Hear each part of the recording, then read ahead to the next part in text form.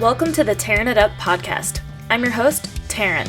We'll be tearing it up, tearing it down, and tearing it apart, dissecting all things related to those who deviate from the standard. From leaders of their industry to leaders of mediocrity, and maybe a gear review or two thrown in.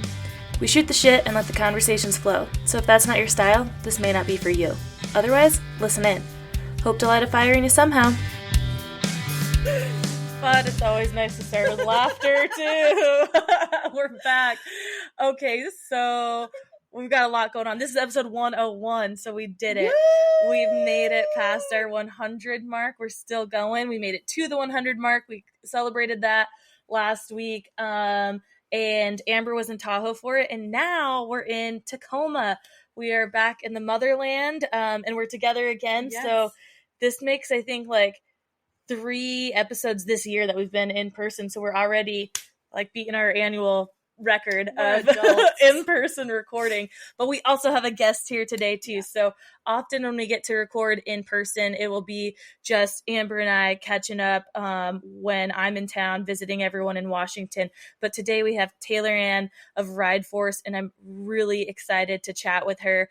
I'm wearing my Illa jersey that she designed or made. It's from Ride Force, and it is like the most comfortable jersey I have. I love it so much, and I can't wait to kind of get into her story about how Ride Force even came about. So, Taylor, where are you in the world right now as we record? Sick. I'm so stoked to be here, especially for episode 101. Congrats to you guys for 100 episodes. That's insane. Yeah. Trying to think of the last 100 things I did. It's by now, I hope, but sick. I am based in Jackson Hole, Wyoming, so cool. All up in the Rocky Mountain West. Yes. How's the weather there right now? Finally good. Like it's 80s, which is saying something, but it is, June 25th. Yes. And I don't know if you guys have heard about the Teton Pass is, falling apart. So yes. It's been kind of quiet over here, which has been nice. But haven't been able to bike the pass and some of the other key spots over there, but making do. At least got good weather. Yeah. I saw that a couple weeks ago, right? Now that it's been, because I was at GOA in Reno, and I remember it was around that time that I saw it the first week of June, because a few people had brought it up to the retailers or reps or brands or anyone who was from that area. So the road just like is gone, like collapsed, and it was a landslide, and like it just took half the road out, which is like, for people that aren't familiar, it's not only like the massive roadway to get in and out of Jackson. It's one of 2 ways to get in here. In the summertime, when the park is open, you can also go that route, but it's also a massive commuter route. We have, I'm pretty sure the paper said at least 40% of the workforce in Jackson commutes from that side over in Idaho, just because houses here are all $1 million, and that's if you can find a place to rent here. Mm-hmm. So it has been a massive strain on our workforce here, outside of, just not being able to recreate. It's had a massive impact on our community and our resources. And it's been an interesting time, especially during peak summer season, when we have 3 million tourists coming to the park. And a lot of them come up from the north, from Bozeman and down here. And it's been interesting. It's been taking people almost 2.5 hours to go the other way, which is normally only a 45-minute commute regularly. So it's been tough, but we're making do. It's supposed to open next week, allegedly. They're paving this week. We'll see. Oh, I was about to ask if they had a time frame on when it would be open, because that's 2.5 hours, like one way. Right? So now you have a 5-hour commute per day. Yeah. I know people do it around, like where we're from, Tacoma, Washington, just down the street from Seattle. We've always have road work going on. Like you can get stuck in traffic, and it can take 2+ hours to get just from Tacoma to Seattle. But I mean, those are all lives that I think we have chosen to kind of get out of that, really, hopefully anyways. But it blows my mind all the time to think about that people do those kind of commutes just because of traffic. But I mean, in the winter, we've started to deal with it in Tahoe a bit, and like going to the resorts, you can get stuck in traffic where it's now taking you 2 hours to get 12 miles. Like, what? That's ridiculous. Yeah, I don't envy the Denver commuters either, and having to go skiing and all that. I'm good. Yeah, totally. 20 minutes up the street, right? And then like Grand Town's 20 minutes the other way. So pretty spoiled. Absolutely. So how long have you been in Jackson? This is going on year 7 for me. So Nice. it's been a minute, came down here, signed a 6-month lease, just was trying to go through a life reset, and then it sucks you in, and then you don't leave, and then you start you're here. I know that story all too well, for sure. I'm going on a decade in Tahoe. Nice. For same thing, just kind of like, oh, let's go here, try this out. And it's like, well, I'm here now. Yeah. Why not? Yeah. It's got everything I need, minus my friends I grew up with. Of course, I have friends down there and family, but it is kind of nice to have two kind of homes now, is what it feels like. Is your family all still elsewhere? Yeah, I'm originally from Montana, born and raised, so it's not too far. I grew up in Billings, which is kind of like the eastern, more blue collar half of the state, and I lived in Bozeman for 8 years, which is where I went to college before I ended up moving down here. So in the summertime, when the roads are good, it's like 3.5, 4 hours. So it's not too bad. I still get to go up, see friends, family, and get some tax-free goods. Yeah, that's awesome. That That's you're not bad at all. not bad 3 at hours. all. Yeah, we got a good 12-hour haul Tahoe to Tacoma. That was wild. We pushed through just what's today, Tuesday. Yeah. So Saturday, just a few days ago, we left Truckee and came up to Tacoma and just did the 12 hours through, which I do pretty much every time I come home. I just push through the 12 hours. I just can't find the time to take 2 days to do the drive. Because I'm like, no, I just want all the time I can up there. So I always bypass taking more time. But it's so hard. We're driving through. It's like, oh, we could go stop at like Crater Lake in Oregon, or Mount Shasta or something, or go mountain bike in Oak Ridge, Oregon.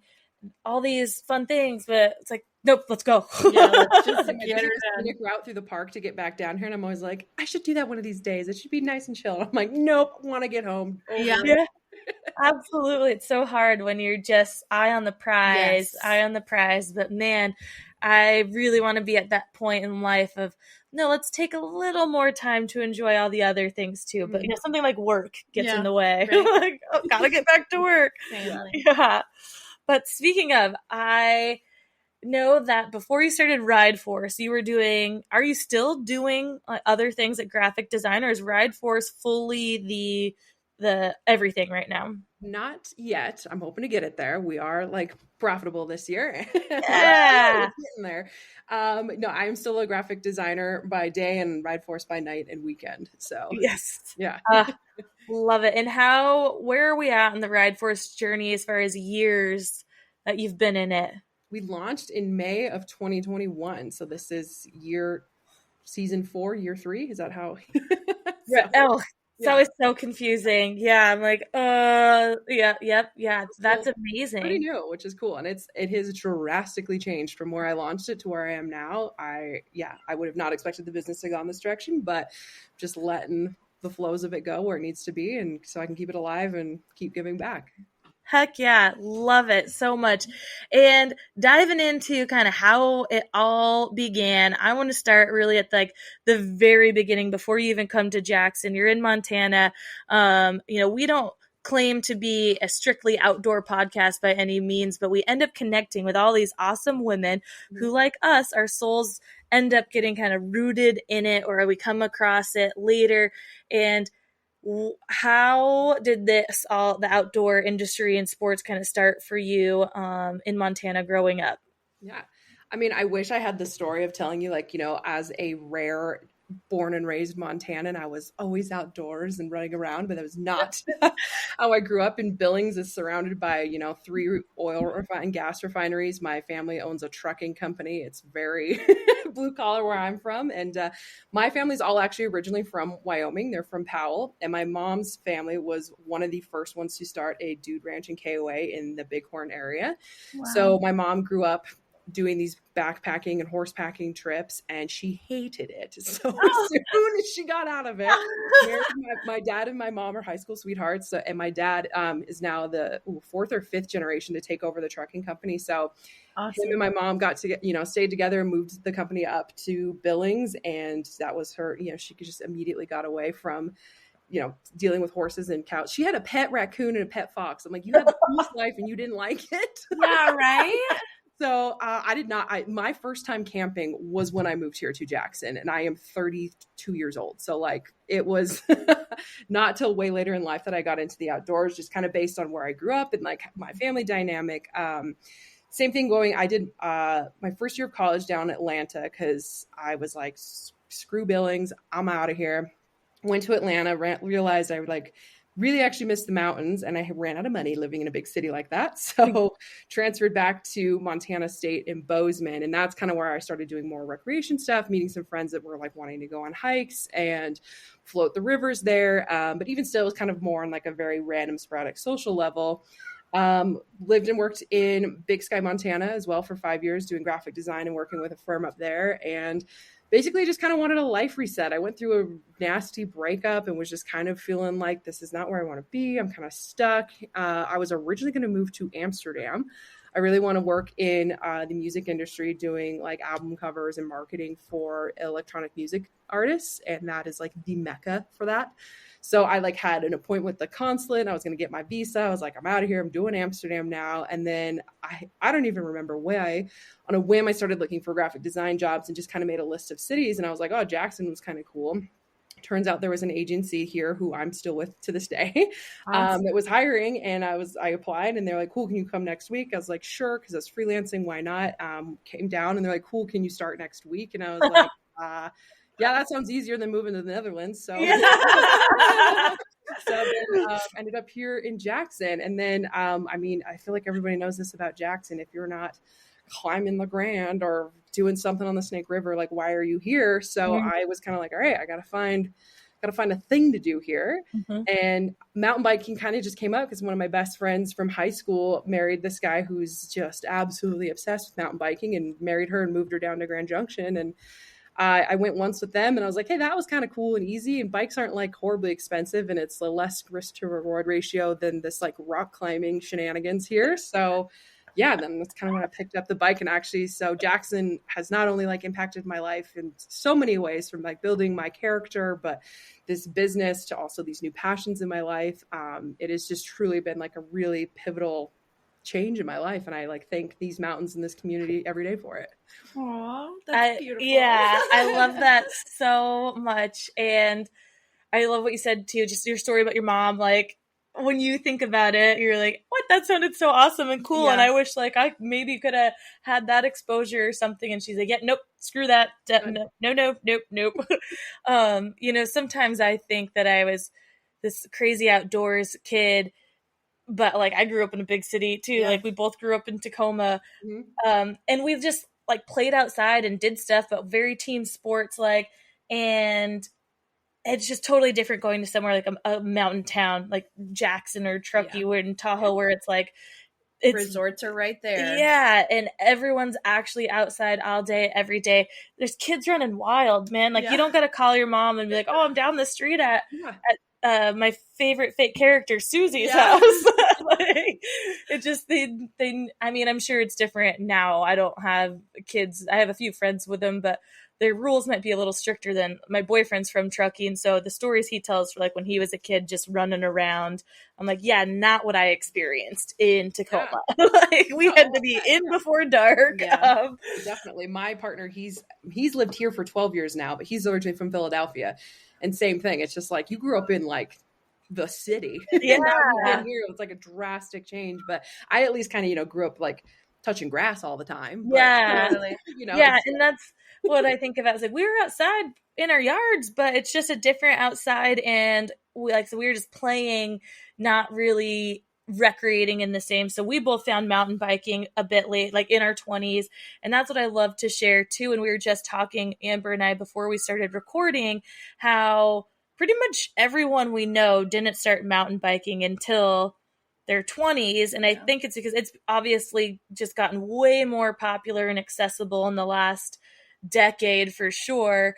But yeah, you just didn't hear about it too much. And then unless you were in the scene of like BMXing or like some sort of like biking thing. Yeah. And I think it's just so cool and just a good reminder out there for anybody who hasn't started it yet, that it is so awesome. And we did our group ride for our 100th episode podcast.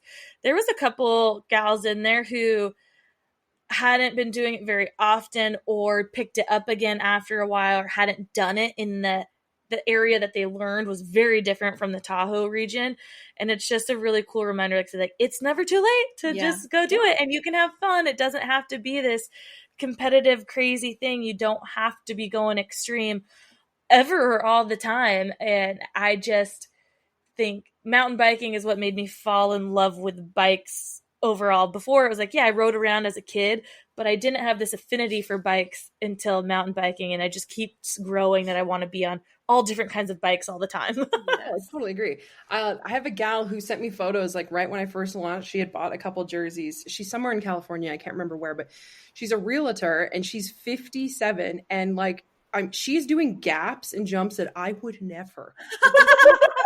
It, and she's over 50, and she's a badass. I actually have another gal here too, who with Illa, we did a women's takeover at the Jackson Hole Mountain Resort last year. And same thing, we're like, if you're pro or beginner, just come hang out. And she joined. She had never mountain biked before, and she came to do downhill at Jackson Hole Mountain Resort. And I was like, are you joking? Like, you're amazing. And I want to say she's like in her mid 40s or whatever with a kid. And she's like, yeah, I'm just gonna come out here and try it. And like had her husband watch the kid. And I was like, that's amazing. Like I would have never, I don't think I would have ever done that. And like, I myself have to remind myself like, wow, I was really brave for like willing to try this sport, because it is intimidating. It's expensive. And like you said, like not a lot of people have exposure to it in, I would say in a lot of areas, unless you're in our areas, but most like urban areas, it's not the thing. So how do you get into it, you know?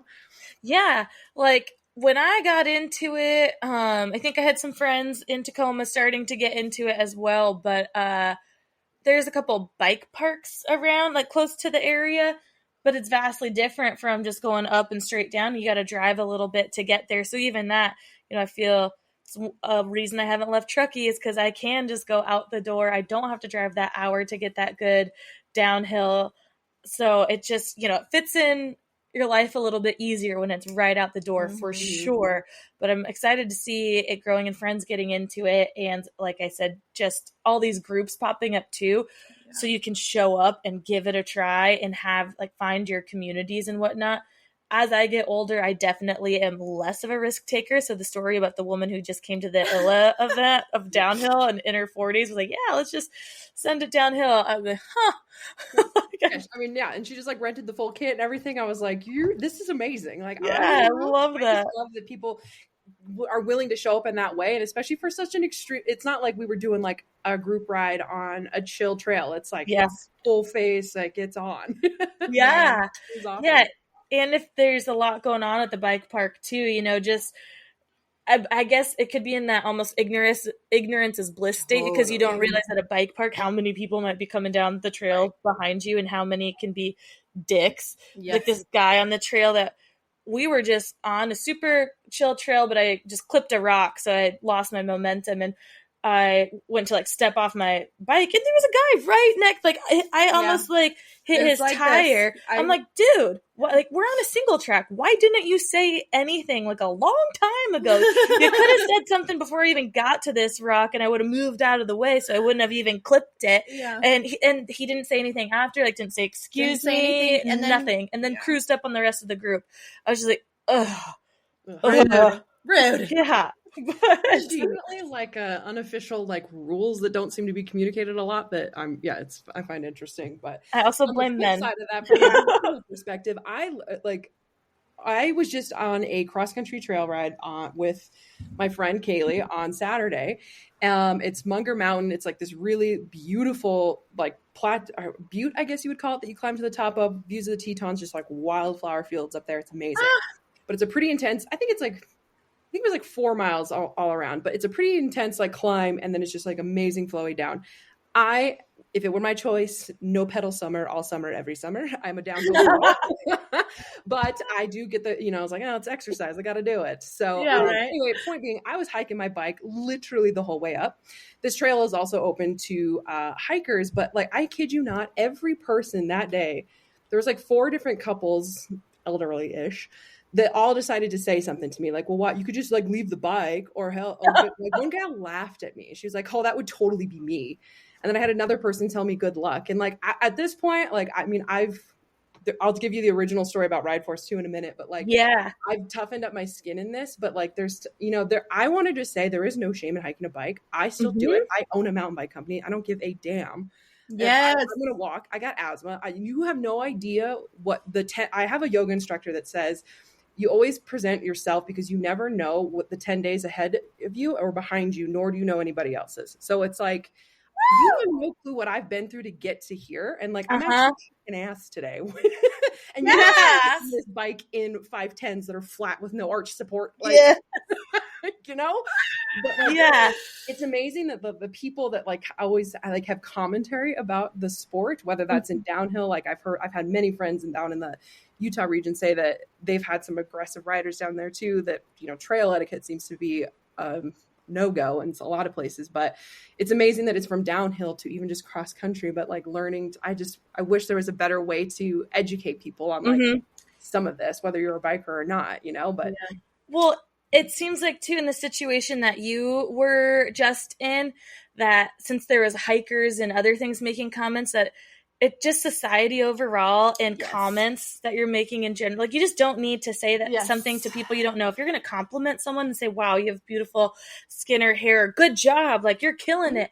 But like to comment on anything else, and I feel it's so weird that people feel comfortable to do that around strangers. My brother is teaching his children right now, like the youngest is almost 5, and then there's an almost 3-year-old and like a baby. But the other day he was trying to tell them like, don't point at anybody, like just get them over the pointing stage. And as a baby, like you get like they're pointing at things, but they're really trying to knock that off with the older children. And I was like, oh, actually I love that. And something I never thought of, because they're like, we just want pointing to be done, because you never know like what you might be pointing at. If you're pointing at because someone or something looks different, it might not be a rude, like they're trying to figure it out, but still the call out of the point is something they're trying to kind of like stop. Like, hey, we can talk about it, or you can say something to us, but not blatantly like point it out and call it out. And I'm like, yeah, I think a lot of us need that, because I am 100% with you. I have self-proclaimed sport-induced asthma, and as I get older, it feels like the climbing is just so much harder. And my body has changed over the years, and I've gotten in a point in life where I feel, especially in Tahoe, where people haven't known me from a young age and haven't really seen the transition or know the like background I come from with sports or anything, I get super self-conscious of like, oh, people are going to see me and think like, oh, of course, like she's walking her bike.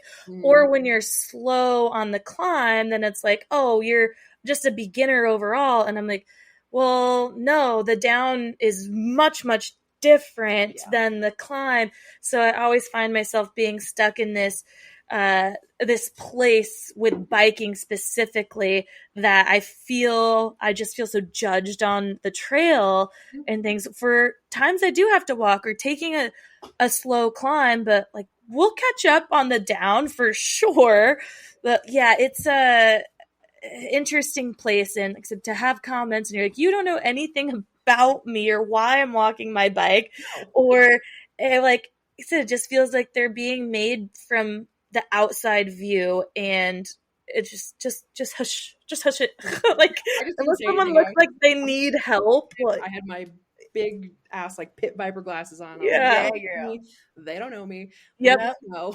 Exactly. Just gotta remember. And it's 3 other people in the parking lot wearing Ride Force jerseys. So just smile, nod. Like, yep, good day, sir or ma'am. Continue your walk as well. Like I'll be down at the bottom before dark. I feel like the older generation just needs to say something to be relevant sometimes too, and it's like, aha, grandma, like I just keep your comments to yourself. Totally. Exactly. Yeah, but I feel like this is a good segue of me knowing kind of where you came from, or the reason rather why starting Ride Force. This kind of feeds into that. So we'd love to hear how you found biking at a quote unquote later age, and now you're trying to get equipment and get going in it. And how does Ride Force come into all this? Yeah, so I pulled the trigger randomly, found this awesome hardtail for $1,400. It was a giant Fathom in Bozeman, so it was also no sales tax. So when I was home for a weekend, I was like, screw it, I'm just gonna do it. Heck yeah. And bought this bike. And like, I remember like when I initially thought like mountain biking was like on like parks and normal like park roads kind of thing. Yeah. Oh wait, I'm supposed to like be on dirt and stuff. So there's I was like, wait a minute. So like I started like I had no idea. And and back then too, like, I mean, I'm wearing less like my tennis shoes and like Lululemon leggings because I didn't know. Yes. We all started. That's a rite of passage, I think. Yeah. And I feel like it's important to talk about that because so many people, like I have a lot of people, a barrier to entry with Ride Forces. People are like, well, I'm not good enough to wear that. I shouldn't be wearing a jersey because I don't know what I'm doing. And I'm like, no, it's a performance piece to make you feel and do better. Like it's something I wish I had when I started biking 4 years ago. Like I didn't have these resources. So yeah, I started biking. There's a nonprofit here that does like these free trails to tailgates, meetups, very casual, just like come meet other women, hang out. Started going to a couple of those and it was awesome. Just so I was like, oh, this is like what really mountain biking is. There's rocks and things. And started meeting some gals. Where this gets interesting is I met one gal who we became pretty close friends. We were like riding buddies. She worked a part-time job here. And so she had a really good paying part-time job. So she had like a really nice bike. Anyway, she started progressing quite a bit faster than me. We would usually ride together and we were kind of at the same pace. And then it went like a couple of weeks or like a month went by that we didn't ride together. She like progressed significantly. And I had only been riding like maybe once a week, like randomly after work. I wasn't like super committed to it because again, I didn't really grow up. I didn't grow up doing sports either. Like I'm a creative through and through. Like I was the painter and the sketch artist in school. Like I think the engineering department still uses the logo I made in high school. I was a creative. Like I did not do sports, was not my thing. So it wasn't something that I like immediately committed to. I was like, oh, this is just a thing that I have so I can fit in Jackson. And I have like a summer thing to do because I didn't really have anything at that point. And this was before I had met my partner. So I didn't like have a boyfriend to like, oh, come try this with me kind of thing. So anyway, so she started progressing really, really well. I was still kind of riding here and there. My Grand Junction friend comes to visit. We're riding. But I didn't have any sort of like professional like guidance in any way. I never thought to look on YouTube or anything. I just was kind of like, oh, it's just like riding a bike and you just like, so I was sitting the whole time. Like I had no idea about body positioning or any of that. So anyway, the gal invites me out one of these days to go for a ride at it's called Cache Creek, like beginner trails to intermediate, everything in between. And I was like, yeah, let's do it. Like, it'd be great. I would love to learn from you. I see that you're doing all these cool things now. And she invites a bunch of friends. I was like, that's amazing. I don't care. Let's all go ride. Well, the friends that show up all want to do Farrens, which is like black switchbacks. And I was like, oh, like, I'm good. Like, I'm not that good. Like, I'll just do my own thing and I'll like meet you guys for like happy hour or something afterward. And they're like, no, it's fine. You got it. It's super easy. Cut to me walking the entire thing. Which I think it took me like 3.5 hours. It's ridiculous. Oh. I couldn't even tell you how long it is. I walked back to my car by myself in the dark. Nobody fucking waited for me. Not one of them waited for me. Not one of them called me. Not one, like nothing. What? So this coupled with like, I'm a curvy girl, always have been, again, not athletic. I was like, cool. So this is again, why I'm not into sports. This is why I don't do anything because I'm not meant to be here. I'm not supported here. I'm out. And then this was, this would have been the summer, like right when COVID was starting. So I put the bike away. I didn't touch it for over a year. I was like, F this isn't for me. I'm not supposed to be here. And I just didn't touch it. I was like, mountain bikes, I'm done. This isn't for me. And I never touched it. I still have not talked to that gal since. Like, I just was like, I'm out. Like, it was cool. So demoralizing, like everything. I just could not deal with it.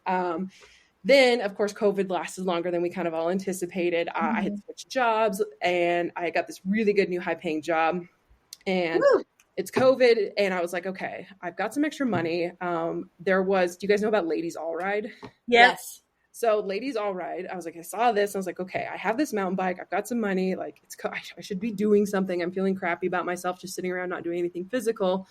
So again, I don't know what made me pull that trigger, but I bought a ticket to go to the Ladies All Right at Tarhee, and that like immediately changed everything for me. I was like, oh my God, I was just riding with the wrong people. I didn't know that I didn't know that what I wasn't able to do, or I had no clue about like body positioning and your pedals and like why you should have these kind of shoes and all of this stuff. And I also rode Grand Tarhee. Not sure if anybody here has ridden that, but on that hardtail, that hardtail with the 27.5s the whole weekend. But I went from like, hadn't touched my bike in a year, absolutely had no clue what I was doing, riding, like barely riding greens, sitting the whole time, to doing a wall ride at the end of that weekend. Wow. It was insane. And I was like, amazing. Oh my God, this is for me. Because the same thing with the asthma. I was like, the climbing stuff I couldn't do, but this downhill thing, hell yeah, let's get it. Yes.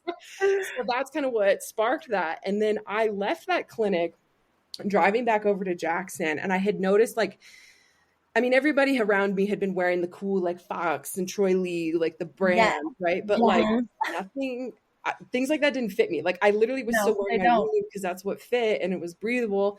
And I had this long sleeve, like kind of flowier Lululemon shirt that was long sleeve, so it was sun protectant because I'm part ginger. I was like, that's just what I knew to wear. So I was like, after this clinic, I was like, okay, never mind. I'm into this sport. I want to keep doing this, but now I want to like look cool and get kitted out. Yeah. Every single bike shop here, like nothing extra larges, nothing fit me. So I was wearing the men's stuff, which was fine, but it wasn't really like the colors or the sizes and the styles that I wanted. And I just like, so the biggest crux for me was the way that I felt on the bike. I couldn't seem to feel that like way externally.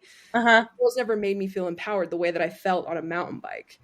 And the lessons that I was learning in biking, I was like, I want to keep this going, but I can't seem to look that way. And nobody else seems to be able to offer these kind of products. And like, now this is before, I think Cosmic Dirt, she launched a couple months before or after it. We were like within a couple months of each other. Outdoor Research is now launching stuff. Wild right now has this, but this is all before that, right? This all has like definitely kicked up in the last 2 years, but like I didn't have anything to wear and like look cool. And I kept seeing these guys on the downhill wearing these like super flowy Steezy jerseys. And I'm like, that's the look I want. But like buying a men's double XL doesn't like really seem like the idea. And I didn't love the fabrics. They weren't breathable because I was sweating like crazy and things just were still kind of not fitting. And I realized I was so much more focused on the look and fit of my gear than I was focused on the trail. Cause I'm like, I'm pulling my shirt down, or like one pair of Fox pants I found that could fit me, like kept on buttoning. Yep. So, another rite of passage, another rite of mountain biking passage is like wearing men's things and not being comfortable. So me being a graphic designer by day and by trade, I was like, I know what looks cool for me. Like I know like design trends and colors, and like this is what I look at and think about all day. And nobody seems to be doing this. And there's this like, and it was, I had always known like, I don't know if you guys heard the slogan, pink it and shrink it. Yes. Yeah, right. So like I knew that existed, but I was like, holy hell, this like exists on like XXX in mountain biking. And we snowmobile too. I have the same problems. Everything's hot. Yeah. Monster energy. Look at me though. I'm all pinked out today. Yeah. I'm just like, where I don't understand. Like, how is nobody doing this? Like, I will say like, I still love Mons Royal. I think they've done a great job of being like super minimalist and like just color focused. But for me, it was the fabric I didn't love. So I was like, okay, well, I see some things of colors I like, but they're still not the fabric. Or like, I kind of like this cut over here. And the year that I launched is when, I won't name the brand, had like metallic pink snakeskin for women. And like, there was like a fabric cut across the chest. And I was like, clearly these are designed by men. Yeah. Which is like problem number one. So yeah, that's kind of when I was like driving home and I was like, wait a minute. Like, I kind of just had that like, oh, this is all of my life skills coming into one. Yes. Of being a designer. I'm curvy. I'm female. There's all of these factors against me. And I'm still not seeing anybody with my figure or my body type in this area riding mountain bikes. So like, maybe there's something here. So yes, definitely something there. Exactly. Yeah. It's, like you said, in the last few years, there's been a huge uptick in providing larger sizes. And what I was talking about with like my body changing over the last few years, that is just feels like mind-boggling to me because I'm like, nothing feels like it's changed in my life that much. Why is this happening?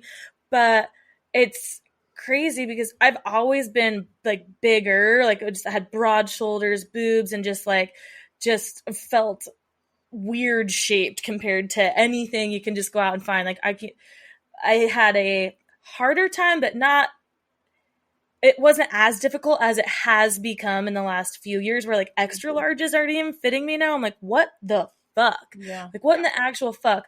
How and why? And like, there's nowhere else to go after this because it was like the end of the line at 14s or extra larges.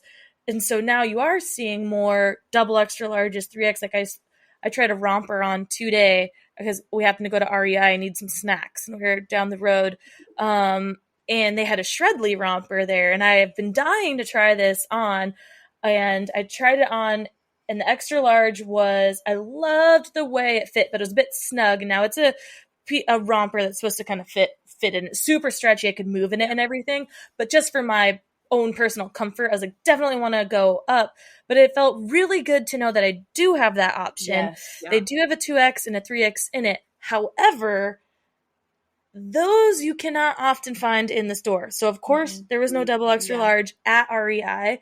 And that often is the case that if you're trying to shop in person, a lot of stores, if they even have an extra large, especially in smaller specialty outdoor retail stores, they're usually not going to have anything more than an extra large. And that is always the hard part, is just being able to, as a bigger person, even try something on, without having to order and maybe send back or anything. And we all know that's just the way most of us operate anyways. In smaller brands, a lot of them are just D2C, so that's the way you have to do it. And that's fine. But the fact that some of these bigger stores like REI's, and there could be reasons, maybe they had it and they were out, but whatever, it's still much harder to find anything in person in those sizes above extra large. And so many companies are also in the outdoor industry, European based, that their size compared to like what we in America are extra large is like, whoa, that extra large is like a little bit closer to a medium. And I know there's certain brands out there that are heavily like European through and through. I'm like, I won't even try the women's on, and we'll try the men's, but now men's jackets or things just don't fit me in the hips anymore. I used to be able to wear an extra large in men's, and it'd be big in the shoulders, a little bit long in the sleeves, but I had room in the chest. But now it's like tight in the hips, and that stupid bottom zipper, zipper coming up. I'm like, cool. So I'm just like meeting in the middle here. Once again. This the other day about it's an American Eagle. One of them has like that Curve Love line, and it's like, so like a women's normal body. Like What do you mean? We have hips, and we're all supposed to like. Got her. What are you talking about? Like, dude, you got her. I almost spit my drink out at that for sure. Yeah, exactly. A woman's normal body, like, and not Curve Love. It's just normal. Victoria's Secret model body. And this is that it's like such a disadvantage that even retailers, like for example. Literally the other day, there's a yoga studio I go to here in Jackson, love them, but they offer Vuori and Lululemon. They only carry up to a size 8. I just went, Lulu has a like temporary store here in Jackson. They have up to size 16 and everything that the yoga studio is carrying. And I'm like, but you guys only want to sell to size 8 because you have a certain demographic. It's here. But like, I know I'm not the only curvy girl that goes to this yoga studio, and like, let alone like people going through pregnancies, this, that, and the other, like, why aren't you just like, you don't have to buy 10 in that size, or maybe they do, but like, it's also like to your point, it's like, it's frustrating that we know Shredley offers this size. We know all these brands offer these sizes, but the retailers themselves aren't allowing us access to it. So how are we supposed to continue this inclusion and accessibility if the big box players are hindering it? Mic drop. Yeah, it is. And having worked in a small specialty outdoor retailer and being very close to our buyer, I do have a view and understanding and experience with how hard it can be to balance that on the retailer side, because if you don't sell it, it's like a catch-22. If you don't sell it, you're going to sit on it, and then you have to mark it down. It goes on sale. But you do have people coming in and asking for it, But then when you get it, they're not buying it. And I've gone through this with just my personal training and offering 5 a.m. classes because everybody wants that. And who's up at 4 to teach a 5 a.m. class and no one's showing up, or one person is? You're like, y'all asked for this and now you're not buying it.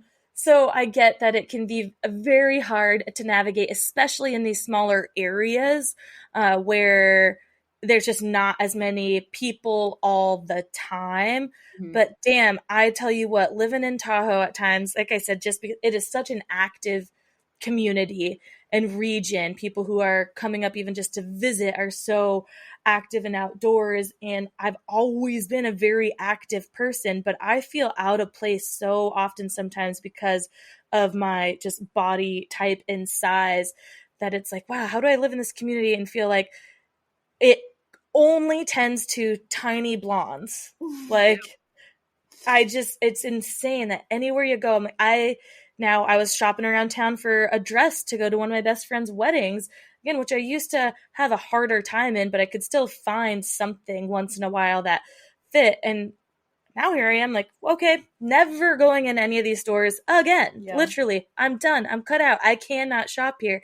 And the thought went through my head too as we were walking through downtown Truckee. I was like, if I went to Jackson, if I went to Park City, any of these places, I would not go shopping around town at all, like, because I'm not going to find anything that fits. They're not going to carry it. And I'll go to the brand directly, which certainly doesn't hurt. But I mean, I want to support the local shops too, but I just have to stick to buying a fucking coffee mug.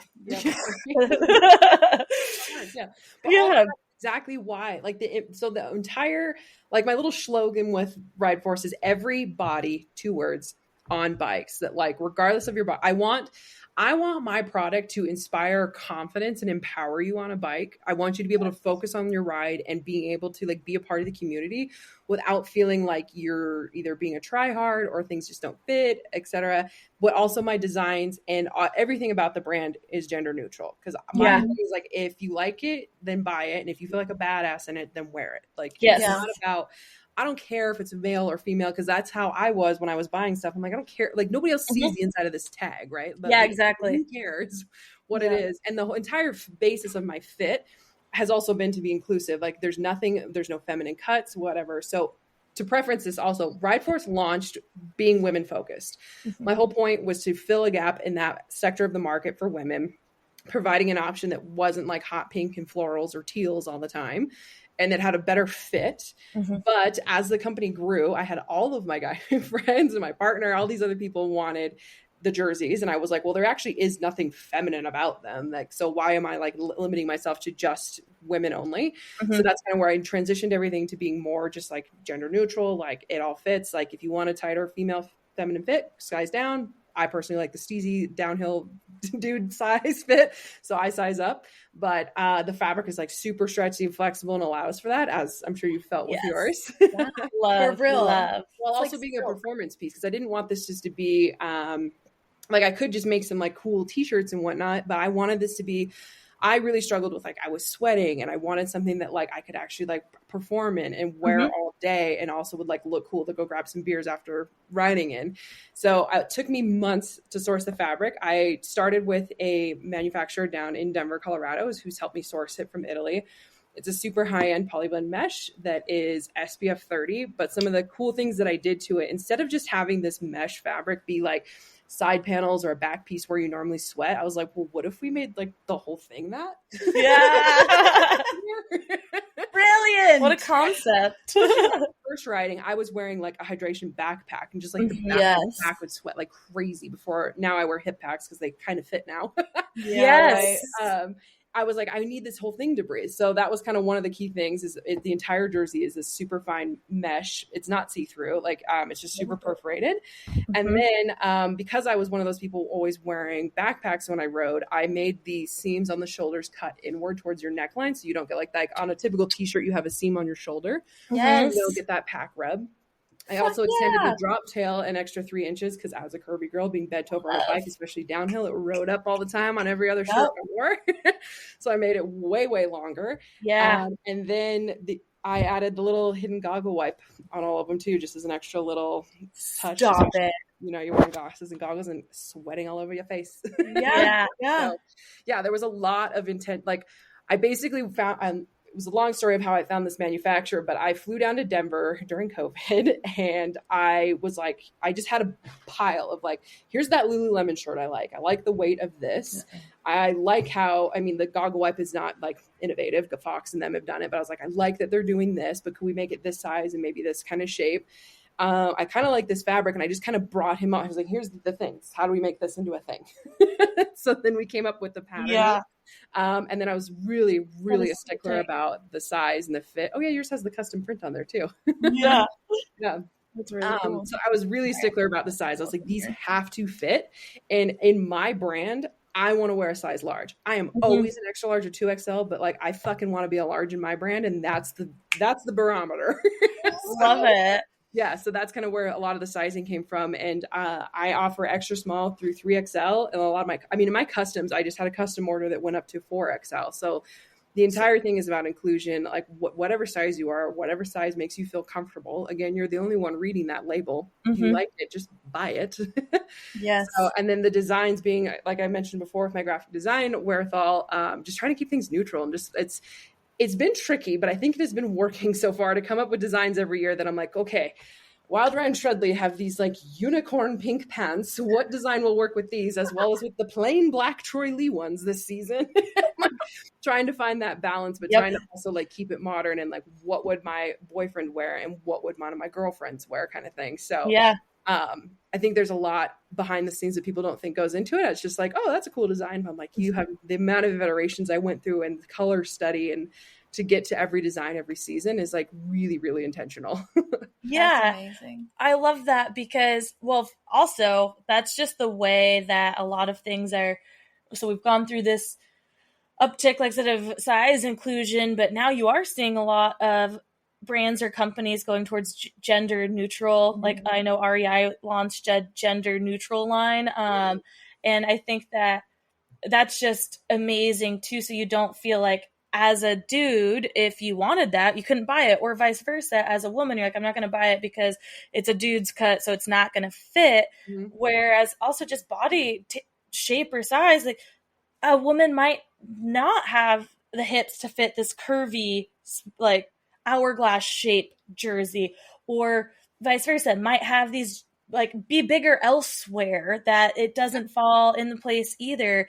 Nothing's ever long enough for me. I love a drop tail because you're always tugging or anything like that. And just to not have to worry, like, is this men's or women's? And it's going to fit somewhere kind of in that middle. And also design wise, as far as like graphic design wise, obviously the one I have is custom, which I think is something also awesome that you offer, is being able to just have folks send you their design, or you can design for them.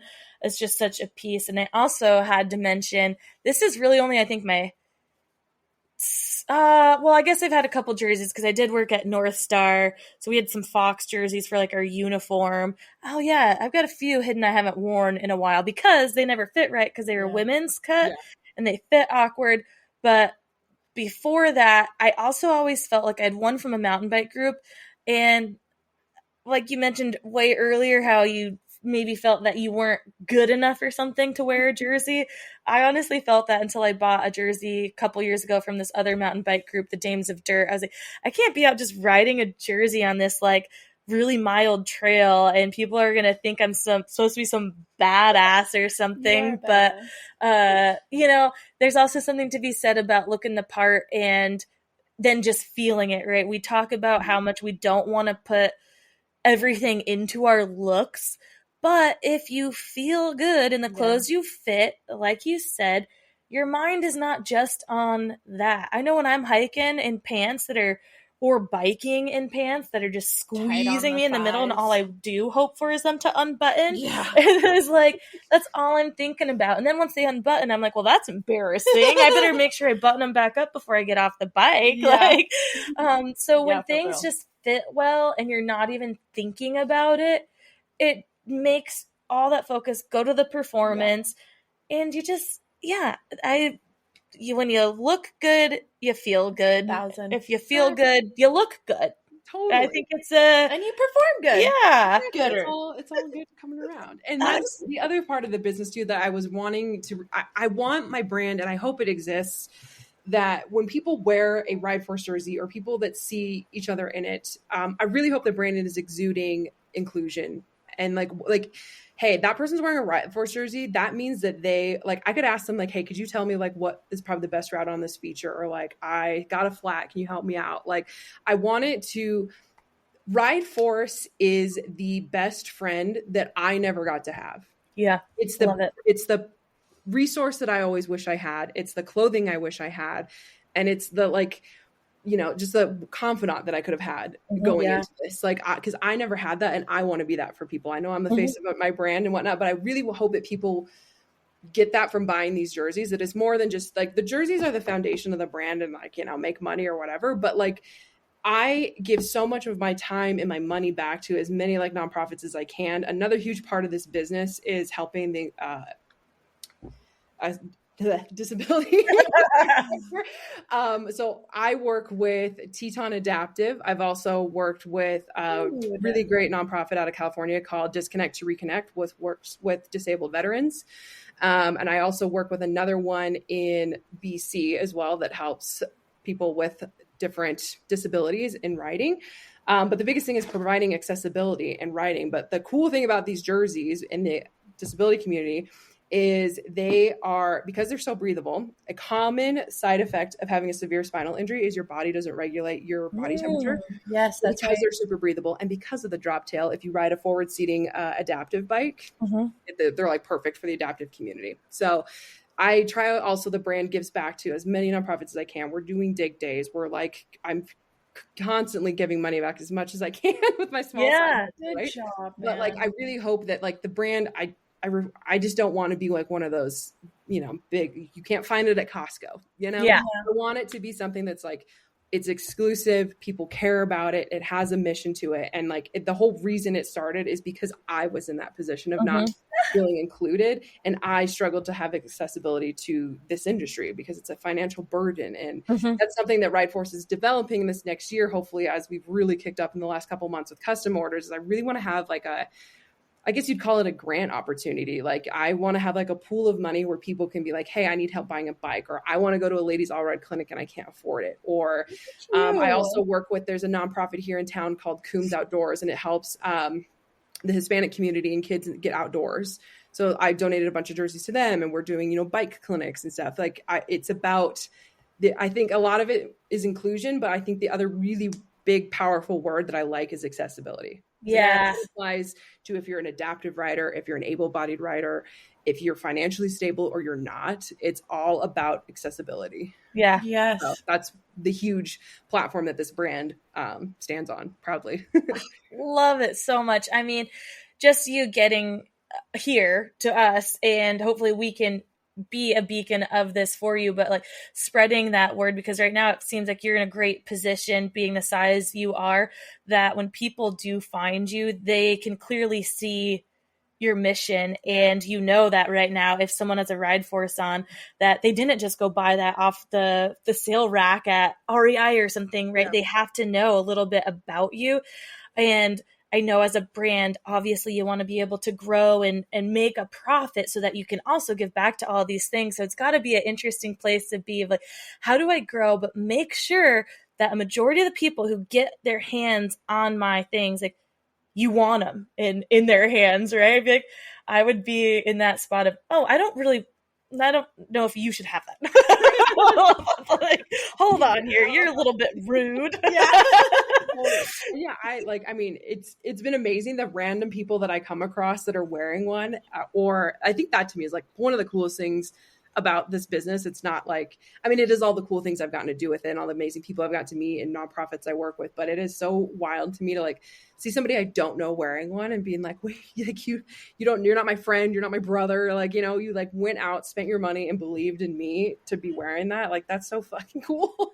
That's amazing. Yeah, it's amazing the people that will like send me photos or they see somebody wearing one, but it is fostering that community, which is what I hope it continues to grow. And I'm hoping to like spread that more. We're pretty tight here in the Rocky Mountain West, but man, I would love to get into like Bentonville or like some of these other crazy riding areas, or Solden, Sweden, you know, like I hope we can. I would love to see an RideForce jersey on the UCI district. You know what I mean? Yeah, totally. Well, you heard it here first. No, we'll send the word out for sure. I mean, it sounds like, said, you have so much behind this brand, and you're just continuing to grow. It's so cool to see and to have a little bit of the opportunity to share your story too, and to have like, dude, it's so we've nice. got big dreams of getting a tearing it up jersey here. Maybe by next summer we can get some custom things going out there and have something ready for the Sturdy Dirty next year if we keep doing this. Yeah, but also just for our friends who bike, because I just love these damn things so much, and I think they're so cool and great. And now especially even more, like hearing the story from you and all that you're giving back to the community too. It's not just about like creating this for like filling that gap, but you're putting yourself right back into all these other organizations and digging and kind of teaching all realms of the sport. And again, just knowing that you had the personal experience of not having that,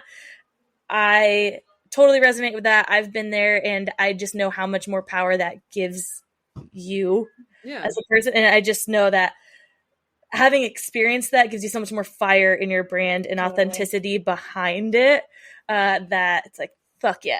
I'm not out here like, I mean, I could do a lot of things just to make cool shit, but like that's not what it's about. Like, it had like, I from day one I was like, this has to mean something, like because I needed it. That means a lot of other people probably need it. And like I said, as it has grown from like, I thought it was going to be this like women's only badass brand, and now I'm like, oh my god, I'm helping adaptive riders. Like I couldn't dream of being able to help people in that way, or being able to help veterans now. That's like what my latest one has been, right? Like it's been amazing where it's been able to grow, and I'm excited about we've got some really cool new products coming. I have some amazing new contracts that are in the works, and we're also an REI. So that's oh yeah, you're I think I saw that recently in REI over there, right? Yeah, so it starts, if it's only the Jackson one hole to start, but then you like proof of sales, and then you can move into regional and national. So if you're here in Jackson, please come buy one so I can get into your local REI. So again, just like trying to grow the community, trying to get the word out there, and you know, just like I guess one jersey at a time, but also just, you know, taking everything to what we've talked about of like being kind on the trails, like giving people support, showing up for people when they need it, like just, you know, being a good person and being a good mountain biker. You got to make those parallels come together. Absolutely. Drop the ego. Well, before we get out of here, is there anything you want to share with the people, like where they can find RideForce, whether that's any socials you're active on, or best way to get themselves into a jersey, and anything else you want to share with the people? Yeah, I've got we've got some of the last couple season stuff on sale, like mega discount right now online at rideforce.com. I've also got some sweet new other apparel, because a lot of people, you know, a lot of the cool kids here in Jackson wear like ripped in jorts and a t-shirt. I made some like cool t-shirts. I've got some other like performance tees and hats, like, et cetera. So I've got other merch on there too. If, you know, I know jerseys are sometimes expensive. There's some other merch on there. I'm officially the mountain bike retailer at Jackson Hole Mountain Resort, so you can find us there too. We've got, I can't give you the details yet, but there are lots of bike parks soon that these are coming to you. Yes. So yeah, they're going to be a lot more business to business and a lot more retail locations coming up. But yeah, keep tuned on Instagram. You know, I'm in my 30s, so I'm trying TikTok, but it's not. It's hard over there. Instagram is more popular, but I am the sole face of the brand. I package your order, I tag it, it's my DMs, I designed the website, I did everything myself. So like if you have any questions or any like ideas, or you want some customs for your brand, whatever, like it's me. Everything's Taylor Ann. Yes. So, that's amazing. Reach out. Heck yeah. All that will be in the show notes per usual. I highly, highly, highly recommend a RideForce jersey, whether you've never had a jersey at all or you have a million. My favorite. And also I use this thing for everything, like, because it feels like just that comfortable kind of lightweight sun shirt. I mean, I hike in this gravel bike, mountain bike, just wear it on a regular summer basis. It's so comfy. So just know, people out there, it does not have to just be a biking jersey. You can use this thing in any performance. Wherever you need the sun protection or just breathability, and you don't feel like you're like, oh, this doesn't fit here, because it's just so comfortable anyway. It has biking on it. That was the name of the brand. I'm hoping it grows into a multi-sport thing, because like I said, with snowmobiling, that's a whole nother hill I gotta climb. But yes, no pun intended. But I wanted it to be neutral in that way. I know it says ride, but like I've also had people tell me it's like ride for the brand, like ride with your crew. So like however you want to interpret it. And I'm obsessed with triangles. The logo has nothing to do other than me just loving triangles. So love it. Awesome. My passions. But feel free to use it for whatever. I have people that fly fish in it. I've got, like you said, people that hike, whatever. My mom golfs in hers. So yeah, there you go. All the things. I just want everybody to feel badass in the outdoors. Heck yes. Here for that. You're doing a good job at it so far. And so we're excited to see where you go. Is there any events or anything that people can find you guys at in person? Summer? Tana and we are officially doing another women's takeover at Jackson Hole Mountain Resort on July 7th. So that's coming up. And then we'll probably have another one in August. You can also find me at the Trails to Tailgates group rides here in Jackson with Women in the Tetons, that nonprofit here. I'm hoping I would love to do something with Dames of Dirt. Get me to Truckee. So. Oh yeah, definitely. Yeah. Like I said, trying to get out of the Rocky Mountain West. So anybody hit me up if you want me to come to your town. I'll make it happen. I just want to come there. We did Sea Otter last year. I'm down to travel. So you gotta get you to the Sturdy Dirty maybe up in Washington. That would be a cool spot. But yeah, well, Taylor Ann, thank you so much again for joining us, sharing your story. We were super amped, and like I said, just can't wait to follow along and see the brand grow and everything else that you continue to do with it. Awesome. Appreciate you too. And sure, and hopefully at least that we will talk to you again. Hopefully in the near future, whether off air or on air. Yeah. Definitely off air. On the trail. Yeah. Even better. Totally. We're going to have to steal that. All right, Taylor Ann, thanks again. And we'll talk to you, the rest of y'all soon. Bye. Bye. We hope you enjoyed this episode and would do us a huge favor, since we don't have any sponsors or anything like that, and would rate and review us on whatever platform it is you use, Spotify, Apple, Stitcher, whatever it is. And if you're listening and downloading just through the website, tearingituppodcast.com, leave comments.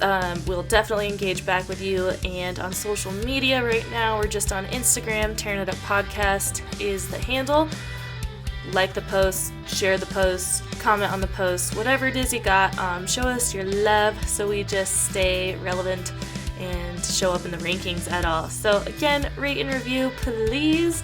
And we'll see you next time. Thanks.